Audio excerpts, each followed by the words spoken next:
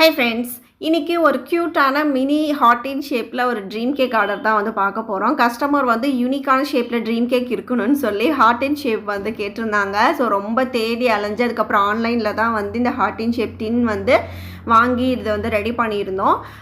நீங்கள் சென்னையில் இருக்கீங்க அப்படின்னா நம்மக்கிட்ட ட்ரீம் கேக் ட்ரை பண்ணணும்னா எல்லா விதமான சைஸஸ் குவான்டிட்டிலையும் நம்ம வந்து பண்ணிகிட்ருக்கோம். இல்லை பல்காக வந்து உங்களுக்கு குட்டி குட்டி ஜாராக வேணும் அப்படின்னாலும் அதுவுமே நம்ம வந்து ரெடி பண்ணிகிட்ருக்கோம்.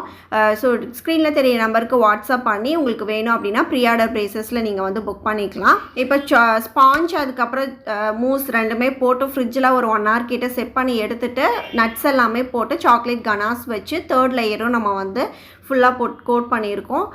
இதையுமே வந்து ஒரு 1/2 hour மேலே ஃப்ரிட்ஜில் செட் பண்ணி எடுத்துட்டோன்னா ஃபைனலாக வந்து மில்க் சாக்லேட் வச்சு நம்ம ஃபுல்லாக கோட் பண்ணுறதுக்கு வந்து ஈஸியாக இருக்கும். ஸோ அதுவுமே நல்லா செட் ஆனதுக்கப்புறமா ஃபைனல் லேயரான கொக்கோ பவுடர் வச்சு டஸ்ட் பண்ணிக்கலாம். கீழே வந்து கஸ்டமர் வேர்டிங்ஸ் கேட்டிருந்தனால அது ஸ்டிக் பண்ணணுங்கிறனால நான் டிஷ்யூ பேப்பர் வச்சு அதை வந்து கவர் பண்ணியிருக்கேன். மீதி ஏரியா ஃபுல்லாக பார்த்திங்கன்னா கொக்கோ பவுடர் வச்சு டஸ்ட் பண்ணியாச்சு.